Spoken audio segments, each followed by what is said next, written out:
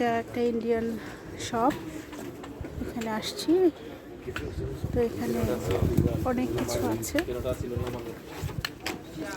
Aloe vera থেকে শুরু করে ফ্রুটস আছে, তরমুজ, আরও নানান কিছু আছে। আমি এখানে ইন্টারেস্টিং একটা জিনিস দেখেছি, লটকন, বাট ভিতরে অনেক ভিড়, এই জন্য আমি বাইরে দাঁড়িয়ে আছি। ভিতরে শরীফ গিয়েছি, ওকে বলে দিয়েছি তুমি এটা নিয়ে আসো। তো এই শপটাতে সব কিছুই পাওয়া যায়, স্ন্যাক্স আইটেম থেকে শুরু করে সব কিছু পাওয়া যায়। এই যে এখানে সিঙ্গারা, সমোসা, পরোটা, কাবাব, এই জাতীয় জিনিস পাওয়া যায়।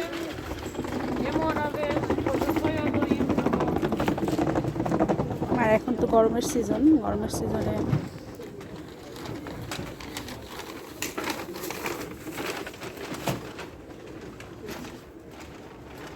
এখন কিন্তু সন্ধ্যা, কিন্তু অনেক রোদ আছে। এই যে বাইরে অনেক রোদ, বিল্ডিংয়ের মধ্যে রোদ পড়েছে, দেখা যাচ্ছে।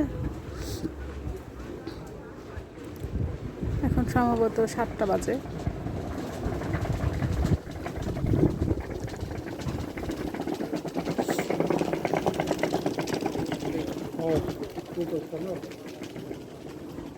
এই শপটা আগে ওই পাশে ছিল রাস্তার, ওই যে গোল শপ যেখানে লেখা আছে তার পাশে ছিল। কয়েক মাস হলো এই পাশে চলে আসছে। আজকে মুগ ডাল রান্না করব। মুগ ডাল প্রথমে ভেজে তারপর ভিজিয়ে রেখেছি, তারপর লবণ ছাড়া শুধু পানি দিয়ে সিদ্ধ করেছি। যখন সিদ্ধ হয়ে একেবারে গলে যাবে তখন কাঁটা চামচ দিয়ে নাড়াচাড়া করলে ডালটা মিহি হয়ে যাবে। ইন দ্য মিন টাইম এখানে আদা রসুনের পেস্ট আমি দিয়েছি, তারপর কাঁচামরিচের ফালি দিয়েছি, আর পেঁয়াজ কাটা দিয়েছি, পেঁয়াজ বাটা না, পেঁয়াজ কাটা। আর মাছগুলো লবণ হলুদ দিয়ে মাখিয়ে, ময়দা দিয়ে মাখিয়ে, তারপর তেলটা একটু বেশি দিতে হবে। তেল একটু বেশি না দিলে মাছটা উল্টানো যাবে না। আর তেলটা হিট একদম গরম করতে হবে, যেন তেলটা দিয়ে হালকা একটু ধোঁয়া ওঠে, এরকম গরম করতে হবে। অতিরিক্ত গরম করলে আবার চুলায় আগুন ধরে যেতে পারে, সো বি কেয়ারফুল।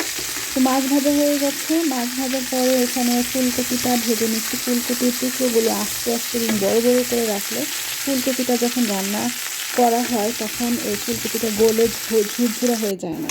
আর ফুলকপি ছোটো ছোটো টুকরো করলে ফুলকপিটা একদমই ঝুরঝুরা হয়ে ভেঙে যায়। সেই জন্য ফুলকপির ফুলগুলো বড় সাইজের রাখতে হয়, সেক্ষেত্রে অত গলবেও না এবং আস্তও থাকবে। এইদিকে হচ্ছে ডালও হয়ে গেছে, আর আবার আমি আলু ভেজে নিয়েছি কিছুটা। ফুলকপিতে আলু দিব, ডালটাও হয়ে গেছে। ধনিয়া পাতা, কাঁচামরিচ সব দিয়েছি, লবণ হলুদ সব দেওয়া হয়েছে।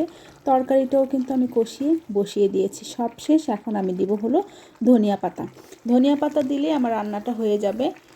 আর ঢেকে দিব, ধনিয়া পাতা দিয়ে প্রায় 5 মিনিটের মতো ঢেকে দিব। চুলার আঁচটা মিডিয়াম রাখবো, একদম কমিয়ে দিব না।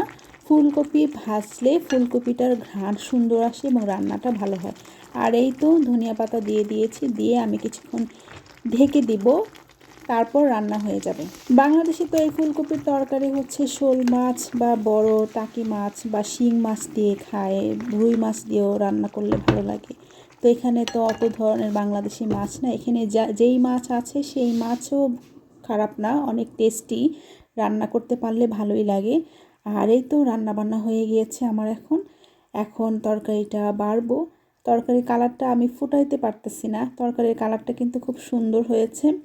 এখানে কিছুটা তরকারির কালারটা আসছে, হয়ে গেছে আমার সুন্দর সুন্দর রান্না বান্না। এখন গরম গরম ভাতের সাথে গরম তরকারি, ইয়াম্মি।